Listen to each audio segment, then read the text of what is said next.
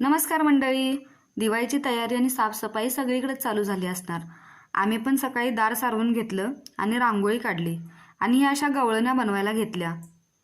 तर ह्या आता गवळण्या ज्यांना माहिती नाहीत त्यांच्यासाठी सांगतो काय. तर दिवाळी चालू झाल्यानंतर दिवाळीच्या पहिल्या दिवशी शेणाच्या अशा गवळण्या तयार करून आपल्या घराच्या उंबरठ्यावरती ठेवल्या जातात.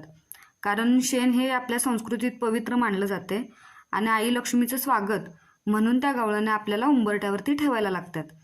दिवसभर त्या तशाच ठेवून संध्याकाळी त्यासनी एकत्र केलं जाते आणि त्यांचा हा असा गोल घुमट तयार केला जातोय.